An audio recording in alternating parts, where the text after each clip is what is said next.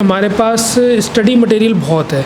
अगर मैं उल राजेंद्र नगर जाऊंगा या मुखर्जी नगर जाऊंगा, मैंने देखा है काफ़ी लोग डैफ जब भरते हैं तो उसमें हॉबीज़ कुछ भी लिख देते हैं कि लिखना है तो लिखना है। हर एक इंसान की अपनी हॉबी होती है, बस उसको पहचानने की ज़रूरत है और उसको करने की ज़रूरत है। और हॉबीज़ जो है आपको सप्लीमेंट ही करेंगी आपके पढ़ाई में। गलत मेल्स के साथ भी होता है, फीमेल्स के साथ भी गलत होता है, ट्रांसजेंडर्स के साथ भी गलत होता है। किसी भी जेंडर के साथ अगर गलत हो रहा है तो उसको करेक्ट करना ज़रूरी है।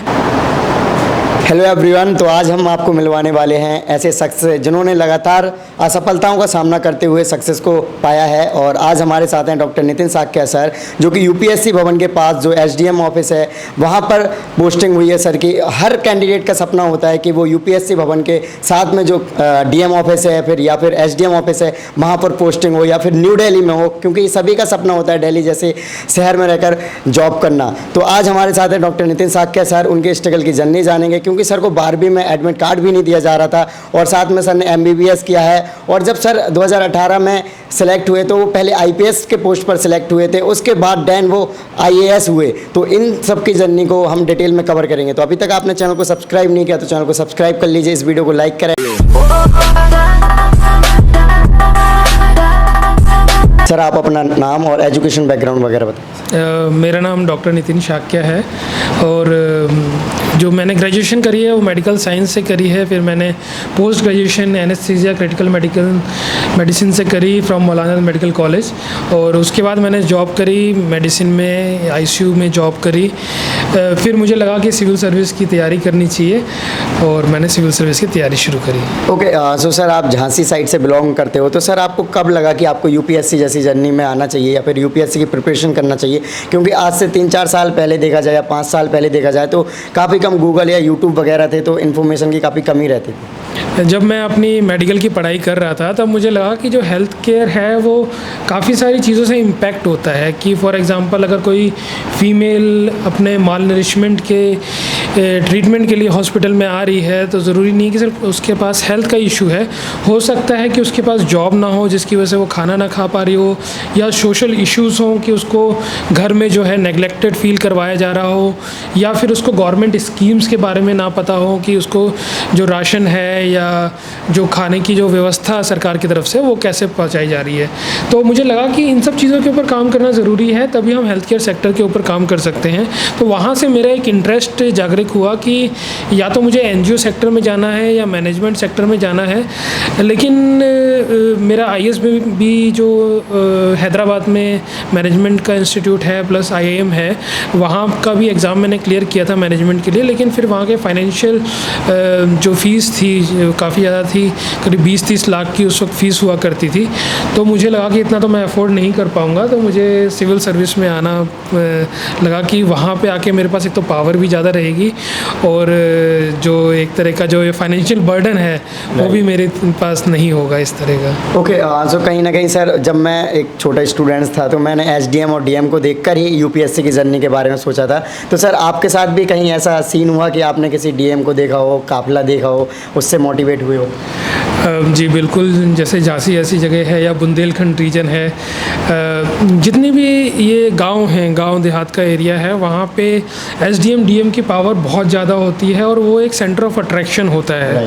तो ऐसा ही मैंने बचपन से भी कई बार देखा है इस तरह की चीज़ें, और मुझे रियलाइज़ हुआ कि जो डीएम होते हैं उनके पास पावर काफ़ी ज़्यादा होती है और समाज में काफ़ी बड़े लेवल पे वो इम्पैक्ट ला सकते हैं। तो जी हाँ, जो एक काफिला था वो एक इंस्पिरेशन तो था, उसके साथ साथ समाज में बदलाव लाना वो सबसे बड़ी इंस्पिरेशन था। ओके, सो सर जब आप यूपीएससी का सोचा आपने तो किस तरीके से आपने प्रिपरेशन करना स्टार्ट किया? क्या कोचिंग ली या फिर किस तरीके से रिसोर्सेज बुक्स वगैरह को कलेक्ट करना स्टार्ट किया? जब मैं सिविल सर्विस की तैयारी कर रहा था तो उस वक्त मैं स्टार्टिंग कैसे किया आपने? स्टार्टिंग तो यही थी कि एक मन में ख्याल आया कि सिविल सर्विस की तैयारी करनी है तो बड़ी बड़ी कोचिंग आपको करना पड़ेगा। अब कोचिंग में क्या होता है कि कोचिंग में काफ़ी घंटे आपको इन्वेस्ट करने पड़ते हैं, कम से कम अगर आप एक कोचिंग करेंगे 3 घंटे तो कम से कम इन्वेस्ट करने हैं। और जीएस हो गया, ऑप्शनल हो गया, इन सब का अगर मिला लिया जाए तो पूरा का पूरा दिन आपका एक दिन क्लासेस के लिए जाएगा, फिर आपको सेल्फ स्टडीज़ भी करना है। लेकिन जो मेरा जॉब थी, जो मेरे को आईसीयू में जॉब करना पड़ता था, तो उसके साथ साथ सिविल सर्विस की तैयारी करना बहुत ही डिफ़िकल्ट था। तो कोचिंग मैं ओबियसली नहीं कर सकता था। हाँ, तो मैंने एक स्ट्रेटजी बनाई कि कोचिंग ना करके सिविल सर्विस कैसे क्रैक किया जाए, जो कि मुझे लगता है कि वर्किंग प्रोफेशनल्स के लिए काफ़ी काम आएगा। तो मैंने जो सीनियर्स थे, जो सिलेक्टेड कैंडिडेट्स थे, उनके इंटरव्यूज़ सुने, उनसे रिसोर्स बेस मैंने तैयार किया कि कौन सी बेसिक स्टडी मटेरियल है जो कि हमें यूपीएससी में ज़रूरी है। उन बेसिक बुक्स की मैंने पढ़ाई करी। देन जो न्यूज़पेपर्स हैं उसमें से मैंने अपने नोट्स बनाए। मेरी जो बेसिक स्ट्रेटजी रही वो हर एक टॉपिक को होलिस्टिकली कवर करने की स्ट्रेटजी थी। कोई भी टॉपिक हो, उससे रिलेटेड डेफिनेशन हो, उससे रिलेटेड डायग्राम्स हों, उससे रिलेटेड कोटेशंस हों, उससे रिलेटेड कोई जजमेंट्स हैं, उसकी तैयारी करना हो, तो ये सब मैं नेट का यूज़ करके अपने नोट्स बनाता था। और जो ऑलरेडी कोचिंग के नोट्स थे वो मैं रिलाई नहीं करता था। तो ये जो मेरी सेल्फ इन्वेस्टमेंट था, सेल्फ रिसर्च थी, वो मुझे लगता है कि काफ़ी ज़्यादा काम आई। ओके, तो सर जब आपने स्कूलिंग की होगी तो वो कौन से मीडियम में की है? स्कूलिंग मेरी हिंदी मीडियम में हुई थी। और ग्रेजुएशन वगैरह सर? ग्रेजुएशन एमबीबीएस है, और जो मेरा पोस्ट ग्रेजुएशन है वो इंग्लिश मीडियम में। ओके, तो सर जब आप यूपीएससी में आए तो फिर आपने मीडियम कैसे डिसाइड किया और ऑप्शनल कैसे? यूपीएससी में मीडियम जो मेरा पेपर देने वाला मीडियम था वो तो इंग्लिश मीडियम ही था, और इंटरव्यू का मीडियम मेरा हिंदी मीडियम था। क्योंकि मेरा एमबीबीएस का जो पूरी पढ़ाई थी वो इंग्लिश मीडियम में हुई थी, तो मुझे लगा था कि हाँ, मैं इंग्लिश मीडियम में कोप अप कर सकता हूँ और इंग्लिश मीडियम से अपना पेपर दे सकता हूँ। साथ ही मुझे अपने जो हिंदी मीडियम की जो महत्वता थी कि लोग हिंदी को कहीं ना कहीं भूल जाते हैं, तो मुझे एक बैलेंस बनाना था। इसलिए मैंने जो रिटन पेपर था वो इंग्लिश मीडियम में दिया और जो इंटरव्यू था वो हिंदी मीडियम में दिया। और सर ऑप्शनल मैंने पब्लिक एडमिनिस्ट्रेशन लिया, क्योंकि मैंने जो सिविल सर्विस की तैयारी थी वो एमबीबीएस के काफ़ी टाइम बाद मैंने स्टार्ट करी। तो मेरा जो सेम मेडिकल साइंस था उसमें मेरी एक्सपर्टीज़ तो हालांकि आ गई थी, लेकिन मुझे लगा कि मैनेजमेंट का भी, कि जैसे मैंने आपको बताया कि मैनेजमेंट का भी थोड़ा सा मेरे में जुनून था कि मैनेजमेंट के भी चीज़ें सीखनी है। तो जो पब्लिक एडमिनिस्ट्रेशन है वो आपको मैनेजमेंट स्किल्स बहुत अच्छे से सिखाता है। प्लस जब आप एक सिविल सर्वेंट बन जाते हैं, जब आप एक ब्यूरोक्रेट बन जाते हैं, कहीं पे डीएम होते हैं, कहीं आईएएस आईपीएस लगते हैं, तो आपको जो बेसिक पब्लिक एडमिनिस्ट्रेशन की चीज़ें हैं वो आपको पब्लिक डीलिंग में काम आती हैं, एडमिनिस्ट्रेशन मैनेजमेंट में काम आती हैं, और वर्क एफिशिएंसी बढ़ाने में काम आती है।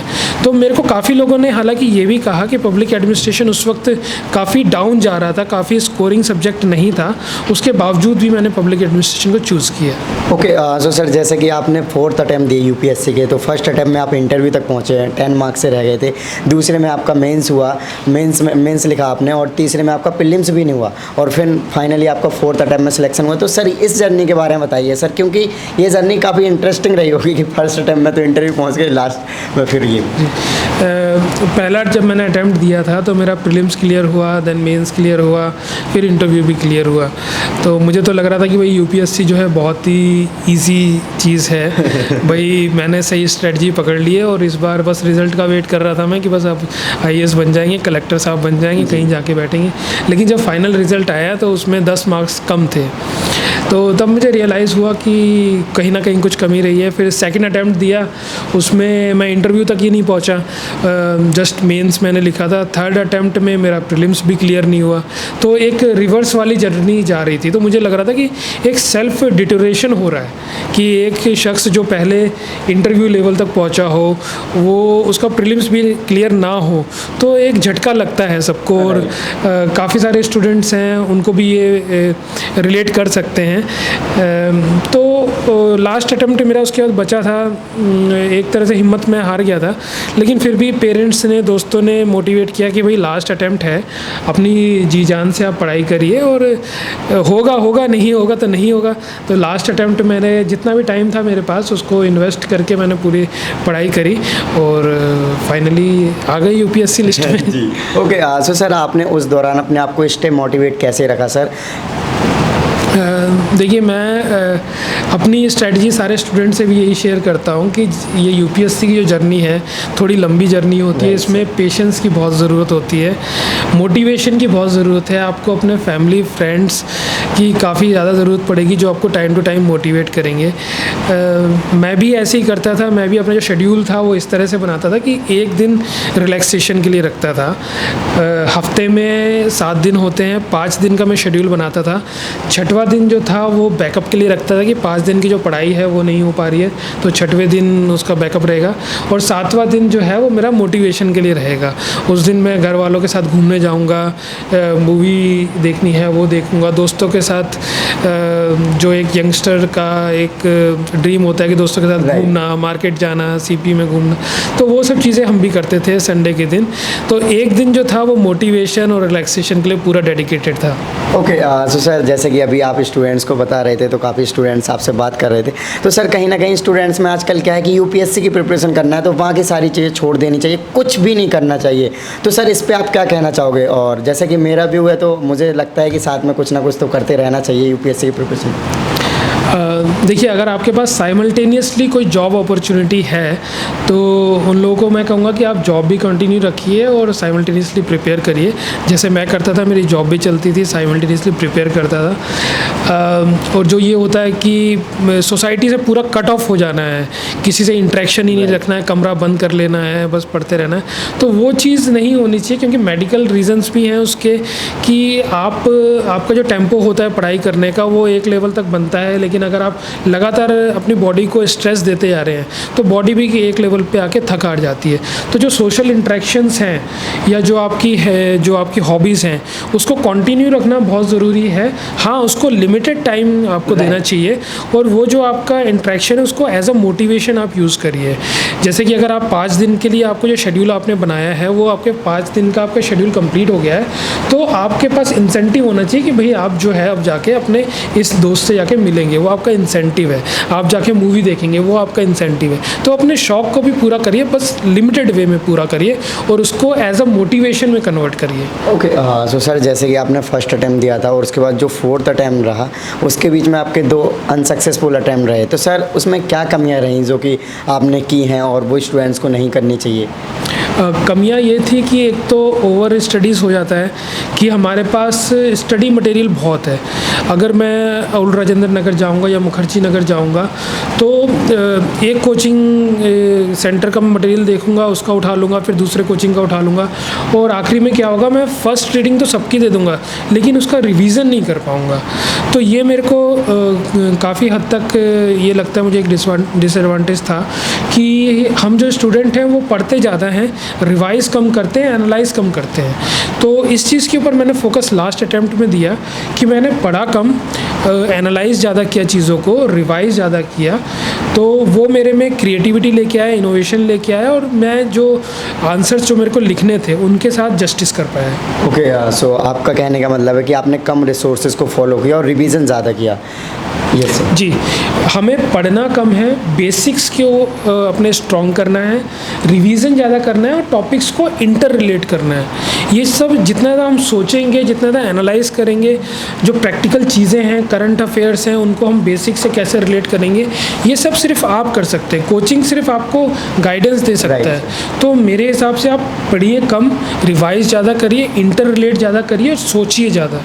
ओके सो सर, बहुत सारे मेरे पास क्वेरीज रहती हैं कि हम लेट प्रिपरेशन स्टार्ट किया, जैसे आपने भी बताया कि आपने लेट किया था, तो सर लेट करने से कोई दिक्कत तो नहीं है ना यूपीएससी में? ना लेट करने से दिक्कत है, ना जल्दी करने से दिक्कत है। एक सही स्ट्रेटजी पकड़ना ज़रूरी है। अभी कई लोग इस तरह के भी आते हैं जो फर्स्ट अटैम्प्ट में ही सेलेक्ट हो जाते हैं। कुछ लोग ऐसे आते हैं जिनका 8th या 9th अटैम्प्ट होता है तब जाके सेलेक्ट होते हैं और कुछ लोग होते हैं जो कि जस्ट ग्रेजुएशन कंप्लीट करी तब सेलेक्ट हो जाते हैं। कुछ लोग होते हैं कि जॉब के बाद सेलेक्ट होते हैं। तो ये एक खूबसूरती है यूपीएससी की कि हर एक तरीके के लोग इस फील्ड में मिलेंगे। जब आप ट्रेनिंग एकेडमी जाते हैं तो आपके साथ हर एक एज ग्रुप के लोग होते हैं, हर एक एक्सपीरियंस के लोग होते हैं। कुछ ऐसे होंगे जो डायरेक्टली कॉलेज से सीधा यहाँ पे आ गए, कुछ ऐसे होंगे जो बहुत अच्छा एक्सपीरियंस लेके आए हैं। ओके, सो सर आपने MBBS किया, उसके बाद मेडिकल में जॉब वगैरह भी की है सर, तो इसके बारे में बताइए कि आप जॉब के साथ अभी आपने प्रिपरेशन किया, तो आपको क्या लगता है कि जो नए स्टूडेंट्स हैं इस टाइम पे अगर इस माहौल को देखें, क्योंकि आजकल बहुत सारा कंटेंट है, यूट्यूब वगैरह है, तो इस टाइम पे क्या किसी जॉब के साथ प्रिपरेशन करना है UPSC की या फिर अदर स्टेट गवर्नमेंट जो होते हैं एग्ज़ाम्स उनकी? देखिए, जॉब के साथ इजीली आप प्रिपरेशन कर सकते हैं, बस ये होता है कि आप उस टाइम को रियलाइज़ करें और उस टाइम को एफिशिएंटली आप यूज़ करें। फॉर एग्ज़ाम्पल जो लोग जॉब पे जा रहे हैं उनके पास ट्रैवलिंग का टाइम होता है जाने आने का, तो 1 घंटा तो सबको लगता है जाने के लिए, 1 घंटा वापस आने के लिए लगता है। तो उस टाइम पे अपने ईयरफोन्स को यूज़ करें, कोई भी हिस्ट्री का लेक्चर है, ज्योग्राफी का लेक्चर है, वो सुनते जाएँ, तो वो 1-1 घंटे की जो है वो पढ़ाई में काउंट हो सकते हैं वो ईज़िली आपके। ओके, सो सर आपकी हॉबीज़ वगैरह क्या थी सर? हॉबीज़ मेरी काफ़ी सारी थी, डांसिंग भी मेरी हॉबी रही है। मैं शामक डावर डांस कंपनी के साथ काफ़ी टाइम तक जुड़ा रहा और काफ़ी सारे हमारे स्टेज परफॉर्मेंसेस भी थे। I also participated in fashion shows and काफ़ी मतलब आर्ट्स एंड कल्चर में तो काफ़ी इंटरेस्ट है मेरा। स्टाइल भौकाल। जी जी बिल्कुल। ओके, सो सर अगर बात करें, आपने जो बताया कि आपकी ये सब हॉबीज़ थी, तो सर हॉबीज़ को लेकर अगर स्टूडेंट्स इस तरीके की हॉबीज़ में आना चाहते हैं, क्योंकि UPSC में ये देखा जाता है कि इन सब दुनियादारी से अलग होना चाहिए, तो आपके अकॉर्डिंग आपने तो सक्सेस को देखा भी है। देखिए, हॉबीज़ तो इनबिल्ट होती हैं, अगर उसको अंदर से निकलती है कि उसको क्या चीज़ है वो पसंद आती है। किसी को स्पोर्ट्स खेलना पसंद है, किसी को ट्रैवलिंग पसंद है, तो हॉबीज़ आप अपनी डेवलप मत करिए, आपके अंदर से अपने आप निकल के आएगी। मैंने देखा काफ़ी लोग डेफ जब भरते हैं तो उसमें हॉबीज़ कुछ भी लिख देते हैं कि लिखना है तो लिखना है। हर एक इंसान की अपनी हॉबी होती है, बस उसको पहचानने की ज़रूरत है और उसको करने की ज़रूरत है। और हॉबीज़ जो है आपको सप्लीमेंट ही करेंगी आपके पढ़ाई में। फॉर एग्जांपल अगर मैं डांसिंग क्लास के लिए जाता हूँ तो मेरा माइंड रिफ्रेश होता है, और जो हम लोग कोऑर्डिनेशन सीखते हैं डांस में एज अ ग्रुप, जो कोऑर्डिनेशन सीखते हैं, तो वही चीज़ें आपको ब्यूरोक्रेसी में भी काम आती हैं कि टीम वर्क कैसे करना है। ओके, तो सर जो क्या कहते हैं, आप जब UPSC की जर्नी में आए होंगे, आपने सोचा होगा कि कल को मैं ऑफिसर बनूंगा तो ये चीज़ें करूंगा, तो क्या सर उस टाइम जो आपने सोचा था वो अभी आप कर पा रहे हो, या फिर जो आपने सोचा होगा कि मैं इस फील्ड में ज़्यादा डेवलपमेंट का काम करूंगा या फिर इन चीज़ों को सुधारना है? जी बिल्कुल, क्योंकि मेरा मेडिकल बैकग्राउंड रहा है तो मेरी जो थिंकिंग थी वो मेडिकल तौर पे काफ़ी हद तक नए नए कॉन्सेप्ट्स की थी। तो जैसे ही मैंने यहाँ पे ज्वाइन किया एज SDM प्रोबेशनर, तो न्यू दिल्ली डिस्ट्रिक्ट में कोविड के केसेस काफ़ी सारे आ रखे थे। मेरे को मेडिकल से रिलेटेड काम भी दिया गया, तो उसमें काफ़ी सारी इनोवेशंस करी जो मेरे मेडिकल बैकग्राउंड की वजह से मुझे लगता है कि काफ़ी हेल्पफुल रही। फॉर एग्ज़ाम्पल, जब लॉकडाउन का टाइम था तो उस वक्त सब लोग अपने घरों में रहते थे, एक डिप्रेशन का माहौल आ गया था, लोगों में एंगर था, तो उस वक्त हमने एक मनोरत्ना नाम से कैंपेन स्टार्ट किया। It was psychological boost up campaign, जिसमें हम जो लोग घरों में रहते हैं उनके लिए हमारी जो पूरी टीम थी, पुलिस ऑफिसर्स की टीम, सिविल डिफेंस की टीम, वॉलंटियर्स की टीम, वहाँ पे जाके क्लैप करती थी, उनको मोटिवेट करती थी क्योंकि you are the real warriors. ठीक है, सिमिलरली हमारे पास हेल्थ केयर रिसोर्सेज की कमी आई, हमारे पास लिमिटेड डॉक्टर्स हैं, नर्सेस हैं, तो हमने कम्युनिटी लेवल पे लोगों को ट्रेनिंग प्रोवाइड करी कि अगर कोविड का कोई पेशेंट आता है तो आपको बेसिक मॉनिटरिंग आनी चाहिए, पेशेंट को कैसे मेडिसिन देनी है वो आना चाहिए, अपना को प्रिकॉशन कैसे लेनी है, PP किट्स कैसे पहनना है। तो इसके लिए हमने स्वास्थ्य दूत नाम से प्रोग्राम स्टार्ट किया, जिसमें हमने community level health care workers को ट्रेन किया। तो फर्स्ट वेव में हमने 20,000 कम्युनिटी लेवल स्वास्थ्य दूत को ट्रेन किया। सिमिलरली सेकेंड वेव में भी हमने इतने ही स्वास्थ्य दूत को ट्रेन किया, और इनफैक्ट ये जो हमारा इनिशिएटिव है ये लिम्का बुक ऑफ रिकॉर्ड के लिए भी नॉमिनेट हो चुका है। And thank you. And similarly हमने मनोरत्ना व्हाट्सएप ग्रुप्स बना रखे हैं अपने सोसाइटीज़ में, जितने भी RWS हैं उनके व्हाट्सएप ग्रुप हैं। तो जो सरकार की स्कीम्स हैं वो डायरेक्टली पब्लिक तक कैसे पहुँचे, कैसे उनको जानकारी मिले, तो डायरेक्ट एक कम्युनिकेशन लिंक हम व्हाट्सएप ग्रुप्स के थ्रू सोसाइटी से करते हैं। एक सीनियर सिटीजन का कॉन्सेप्ट हमने अपने डिस्ट्रिक्ट में स्टार्ट किया हसगुल्ला क्लब के नाम से। सो उसमें हम लोग सीनियर सिटीजन्स जो 60 साल पे पहुंचते हैं, उसके बाद उनमें काफ़ी डिप्रेशन आ जाते हैं, कई बार काफ़ी लिटरेसी का इश्यूज़ रहते हैं, तो उस सब चीज़ों को कोप अप करने के लिए हमने किया। उनको लीगल लिटरेसी देते हैं, डेली योगा सेशंस होते हैं, लाफ्टर सेशंस होते हैं। देन उनको टेक्नोलॉजिकल अपग्रेड भी हम लोग करते हैं कि आपको व्हाट्सएप कैसे यूज़ करना है, आपको इंटरनेट बैंकिंग कैसे यूज़ करना है। देन लीगल सर्विस अथॉरिटी के साथ हमने टाई अप किया है, जिससे उनको लीगल अवेयरनेस, विल कैसे उनको बनानी है, या कुछ प्रॉपर्टी डिस्प्यूट्स आ रहे हैं उसको कैसे सॉल्व करना है। देन एडमिनिस्ट्रेटिव इश्यूज़ होते हैं, किसी के आधार कार्ड में चेंज करना है तो हमारी हसगुल्ला वैन है उनके पास जाती है, उस चीज़ को रिजॉल्व करती है। तो इस तरह के कुछ इनिशिएटिव्स हमने स्टार्ट किए हैं, तो वो मुझे लगता है कि काफ़ी मेरे बैकग्राउंड की वजह से हेल्प हुआ उसमें। ओके, सो सर चैलेंजेस क्या आपको फेस करने पड़ रहे हैं इस दौरान, आप जब पोस्टिंग है आपकी, क्योंकि स्टूडेंट्स सोचते हैं कि यूपीएससी में सिलेक्शन हो जाए उसके बाद तो लाइफ सेट है एकदम, तो क्या ये रियली में है? चैलेंजेस काफ़ी सारे होते हैं कि ये मैंने देखा है कि किसी भी ऑफिस में जब आप जाते हैं तो वहाँ पे जो न्यू कमर होता है उसको एक्सेप्ट करने में थोड़ा टाइम लगता है। ख़ास तौर से जो प्रोफेशनल्स होते हैं उनको थोड़ा लोग हल्के में भी लेते हैं कि हाँ अभी प्रोफेशनल है, 1 महीने यहाँ ड्यूटी करेंगे फिर कहीं और चले जाएंगे। तो आपको अपनी एक्सेप्टेबिलिटी कैसे बनाना है, जो पूरा ऑफिस का स्टाफ है उसमें एक्सेप्टेबिलिटी डेवलप करवाना, उस पूरे ऑफिस की टीम को एक साथ रखना, उनको मोटिवेट रखना। और ख़ास तौर से कोविड के टाइम पे जब लोग घर से नहीं निकलते हैं, उस टाइम पे लोगों को यहाँ तक लेके आना, ऑफिस में लेके आना, उनसे काम करवाना, तो वो एक चैलेंजिंग टास्क था। लेकिन धीरे धीरे जैसे जैसे आप काम करते हैं और जो आपका स्टाफ है वो देखता है कि हाँ साहब भी टाइम पे आ रहे हैं, साहब खुद जब इनिशिएटिव ले रहे हैं, तो वो भी आपके साथ लग जाते हैं। ओके, सो सर इतने हेक्टिक शेड्यूल में अपने आप को कूल कैसे रख पाते हो सर आप? कूल देखिए, एग्ज़ाम टाइम में भी अपनी हॉबीज़ थी, तो अभी भी हॉबीज़ हैं, तो हॉबीज़ को कंटिन्यू रखना चाहिए। और धीरे धीरे एक्सपीरियंस आपको सिखा देता है कि किस तरह से पब्लिक डीलिंग करनी है, किस तरह से कोई शख्स है जो कि एकदम परेशान होकर आ रखा है उसको कैसे काम डाउन करना है। और कोई भी अगर आप केस को सॉल्व करते हैं तो उसका जो सेटिस्फेक्शन लेवल होता है वो आपको काफ़ी मोटिवेट करता है। ओके, सो सर अगर देखा जाए जब आप पहले अपने घर पे थे, जब आप कोई पोस्ट पर नहीं थे, तो उस टाइम पे लोगों का क्या नज़रिया था और अब किस तरीके का नज़रिया है आपके प्रति? नज़रिया ये है कि जो लोग नहीं जानते थे वो आपको जानते हैं, और जिनको कुछ ज़रूरत होती है तो वो घर पे भी आते हैं। फॉर एग्ज़ाम्पल अटेस्टेशन के लिए आ रहे हैं, या कुछ स्कीम के बारे में जानकारी चाहिए, या कहीं पे उनका एडमिनिस्ट्रेटिव या लीगल इश्यूज़ आ रहे हैं तो वो घर पे भी गाइडेंस लेते हैं। तो हम लोग कोशिश करते हैं कि उनको जितना अपनी तरफ से हेल्प हो सके, फेवर वाली बात नहीं है, लेकिन उनको एक नॉलेज देते हैं, उनको एम्पावर करते हैं, और जितना हेल्प कर सकते हैं उतनी करते हैं। ओके, सो सर देखा जाए आजकल फेमिनिज़म काफ़ी मतलब सपोर्ट करते हैं सभी लोग, तो आपके नज़रिए से फेमिनिज़म क्या है सर अभी?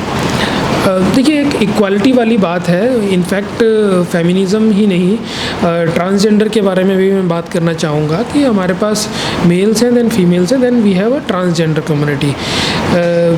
और गलत मेल्स के साथ भी होता है, फीमेल्स के साथ भी गलत होता है, ट्रांसजेंडर्स के साथ भी गलत होता है। किसी भी जेंडर के साथ अगर गलत हो रहा है तो उसको करेक्ट करना ज़रूरी है। ये जो तीनों जेंडर्स हैं इसको एक ही लेवल पे होना चाहिए। और जो हमारा काफ़ी हद तक जो पहले का टाइम रहा है पिछले सालों का, तो उसमें फ़ीमेल्स और ट्रांसजेंडर्स काफ़ी पीछे रह गए हैं। फ़ीमेल्स तो फिर भी अभी कुछ लेवल तक आ गए हैं, लेकिन ट्रांसजेंडर कम्युनिटी है वो, उनको अगर आप देखेंगे तो वो काफ़ी ज़्यादा पीछे, और वो काफ़ी ज़्यादा स्ट्रेस में भी है अभी। और सिमिलरली काफ़ी ऐसे लॉज भी हैं जो कि अगेंस्ट मेल हैं, जिसमें इनफैक्ट सुप्रीम कोर्ट ने भी कहा है कि फ़ीमेल्स मिसयूज़ भी करती हैं। तो मैं किसी भी जेंडर के फेवर में नहीं हूँ, लेकिन आई जस्ट वांट कि जितने भी जेंडर्स हैं, मेल, फीमेल एंड ट्रांसजेंडर्स, उनको एक इक्वल लेवल पे होना चाहिए, और सबके अपने राइट्स हैं और वो बराबर होने चाहिए। सो सर अगर देखा जाए आप अपनी प्रिपरेशन के दौरान एवरेज कितने घंटे पढ़ते थे सर? मैं जॉब भी कर रहा था, आईसीयू की ड्यूटीज़ होती थी। आईसीयू की ड्यूटीज़ काफ़ी हेक्टिक होती हैं, तो 3 घंटे का ही टाइम मिलता था कि 3 घंटे आप घर पे पढ़ाई कर लें, और सोने का टाइम भी 3 घंटे का था, 3 से 4 घंटे ही सोते थे। आधा 1 घंटा कई बार हॉस्पिटल में टाइम मिल जाता था पढ़ाई का, और आने जाने का जो टाइम था उसको मैं पढ़ाई के लिए यूज़ करता था। तो on an average 5 to 6 hours. Okay, so sir अगर बुक्स देखी जाए, इंपॉर्टेंट बुक्स जो आपने प्रिपरेशन के दौरान फॉलो की हो, तो उनके बारे में बताइए सर। देखिए, बेसिक बुक्स तो आपको पढ़नी ही है, जैसे लक्ष्मीकांत हो गया या राजीव अहिर। देन जो गवर्नमेंट के डॉक्यूमेंट्स हैं वो आपको ज़्यादा फोकस कर रहे हैं। योजना कुरुक्षेत्र की मैगजीन्स हैं, उसको लोग नेगलेक्ट करते हैं। देन नीति आयोग की रिपोर्ट है, ARC की रिपोर्ट है, गवर्नमेंट की। आप वेबसाइट्स पे जाइए, वेबसाइट्स पे आपको अच्छा कंटेंट मिलेगा, और वो आपकी एक एक्टिव लर्निंग होगी, और उसमें FAQs होते हैं, तो वो प्रैक्टिकल एक नज़रिया देता है। फॉर एग्जांपल, अगर सिटीजन चार्टर के बारे में अगर मेरे को पढ़ना है, तो अगर मैं किसी भी गवर्नमेंट की वेबसाइट पे जाऊँ, वहाँ पे मैं पढ़ूँ कि सिटीजन चार्टर कैसा है, कैसा दिखता है, और वो चीज़ ही मैं अपने आंसर में लिख के आऊँ, तो उसका स्टैंडर्ड ही अलग होगा। वो चीज़ें आपको किसी नोट्स में नहीं मिलेंगी। ये सब एक्टिव लर्निंग का पार्ट होता है, और इसी के ऊपर मैंने फोकस किया था। ओके, सो सर आजकल स्टूडेंट काफ़ी डिमोटिवेट हो जाते हैं जब उनके गवर्नमेंट एग्जाम में सिलेक्शन नहीं होते, तो सर क्या UPSC के साथ B प्लान वगैरह रखना कितने हद तक सही रहेगा इस टाइम? B प्लान कैरियर में हमेशा होना चाहिए। इनफैक्ट अगर आप कोई भी डिसीजन ले रहे हैं तो B प्लान आपको रेडी रहना चाहिए। हम लोग सिलेक्शन के बाद भी अगर कोई पॉलिसी को इम्प्लीमेंट करते हैं तो B प्लान अभी भी हमारा रेडी होता है। तो UPSC की तैयारी करिए, लेकिन साइमल्टेनियसली दूसरे भी एग्ज़ाम्स देते रहिए। ऐसा नहीं है कि सिर्फ UPSC में ही सभी का सिलेक्शन हो जाता है। आपको पता है कि 10 लाख के करीब लोग जो हैं इसके बारे में एग्ज़ाम देने के लिए सोचते हैं, और हार्डली 700 या 800 ही सीटें होती हैं इसमें। ओके, सो सर जैसा कि हमने इंट्रो में बताया कि आपको 12वीं में आपका जो एडमिट कार्ड था वो नहीं दिया जा रहा था, तो आपकी माँ गई थी प्रिंसिपल ऑफिस से, उन्होंने रिक्वेस्ट किया प्रिंसिपल से, सर से कि एडमिट कार्ड दीजिए। तो सर आज आपके माँ का नज़रिया क्या है जब वो देखते हैं, और वो प्रिंसिपल आपको देखते होंगे कि देखो जिसको हम एडमिट कार्ड नहीं दे रहे थे आज वो इतना बड़ा ऑफिसर है? हाँ बिल्कुल। जब एडमिट कार्ड नहीं दिया गया था तो उनको, स्कूल वालों को लगता था कि भाई स्कूल का नाम ख़राब होगा, तो इसको तो बैठने ही नहीं देना है। तो मदर ने रिक्वेस्ट करी थी कि भाई एटलीस्ट इनको एक अटैम्प्ट तो दिया जाए, और जब अटैम्प्ट दिया गया तो one of the highest marks मेरे आए थे स्कूल में, और उसके बाद PMT में भी सिलेक्शन हुआ, एंड सक्सेस की जर्नी अभी तक कंटिन्यू है।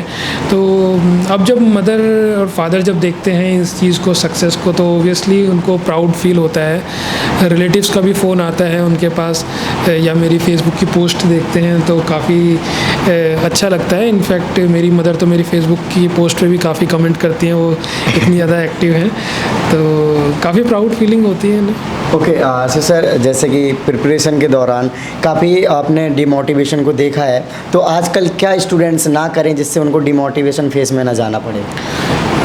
देखिए, एक तो काफ़ी स्टूडेंट्स को मैंने देखा है जो मुखर्जी नगर या ओल्ड राजेंद्र नगर में, वो नशे की लत की तरफ चले जाते हैं, या तो कुछ मुंह में चबाते रहेंगे गुटखा वगैरह, या सिगरेट पीने लगेंगे, वो या स्टाइल का चक्कर बन गया। हाँ, स्टाइल होती है, मतलब भोकाल जो आप लोग कहते हैं, वो सिलेक्शन करिए, गाड़ी वगैरह आपको मिलेगी, उसका भोकाल रखिए। सिगरेट पीने का, ये तम्बाकू खाने का, ये कौन सा स्टाइल है? और ऐसा कुछ नहीं होता कि उससे आपकी कंसंट्रेशन बनती है। काफ़ी लोगों से मैंने पूछा कि भैया आप ये क्यों खाते हो, तो बोलते हैं कि भाई काफ़ी घंटों हमें बैठना होता है पढ़ने के लिए, तो कंसंट्रेशन बना रहता है। तो ये सब चीज़ें लॉन्ग टर्म में आपकी जो सेहत है पूरा ख़राब कर देंगी। ओरल कैंसर हो जाएगा, लंग्स को इम्पैक्ट करेगा। तो इन सब चीज़ों की तरफ ना जाएं। यही चीज़ है, जब वो डिप्रेशन में हल्का सा जाते हैं, फिर शराब ज़्यादा पीने लगते हैं, स्मोकिंग और ज़्यादा करने लगेंगे, तो ये सेल्फ डिटोरेशन का फेस चला जाता है। और अपना मोटिवेशन आप ज़रूर रखिए।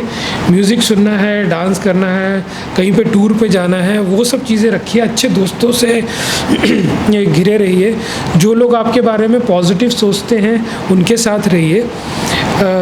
इन सब चीज़ों को अगर आप करेंगे तो नशे की लत से भी दूर रहेंगे, और एक पॉजिटिव ज़िंदगी की तरफ आप लोग जाएंगे। ओके, तो सर जैसे कि आप दिल्ली में रहे हो पूरे लॉकडाउन में, जब आप उस टाइम पे CP को देखते थे, जब चमक धमक रहती थी, और जब आपने देखा बिल्कुल सुनसान है, तो आपके नज़रिए से उस टाइम पे कैसा महसूस होता था? कनॉट प्लेस को जो हमने देखा है, बहुत चहल पहल वाली जगह है, उसको देखा है। सडनली लॉकडाउन लग गया, तो वो तो एक अनएक्सपेक्टेड एरिया था अनएक्सपेक्टेड एक व्यू था कि ऐसा कभी सीपी में हो ही नहीं सकता है कि सारी शॉप्स बंद हैं, वहाँ पे सिर्फ कबूतर घूम रहे हैं और इंसान तो वहाँ पे दिख ही नहीं रहा है, तो एकदम खाली माहौल था। फिर जब शॉप्स जब खुलने का पहला ऑर्डर आया तब हमने मार्केट एसोसिएशन से बात करी, तो उस डे को भी हमने काफ़ी अच्छे से सेलिब्रेट किया था कि finally we are back in Connaught Place. तो कनॉट प्लेस की जो रौनक थी वो वापस वहाँ पे आ रही है। तो अभी भी कुछ टाइम लगेगा, जैसे जैसे कोविड ओवर होगा तो कनॉट प्लेस की रौनक दोबारा वापस आएगी। ओके, सो कहा जा रहा है सर, जैसे कि आपने एमबीबीएस किया, आप डॉक्टर भी रह चुके हैं, तो सर क्या लगता है आपको ये जो थर्ड वेव को लेकर बताया जा रहा है कि थर्ड वेव आएगी जिससे और ज़्यादा इम्पैक्टफुल रहेगा, तो थर्ड वेव के देखिए केसेस थोड़े बहुत आने स्टार्ट हो गए हैं और जितनी भी रिसर्चेस हुई हैं उसमें यही चीज़ें सोची जा रही हैं कि प्रेडिक्ट भी करी जा रही हैं कि थर्ड वेव आ सकता है और काफ़ी हद तक बच्चों के ऊपर इम्पैक्ट करेगा।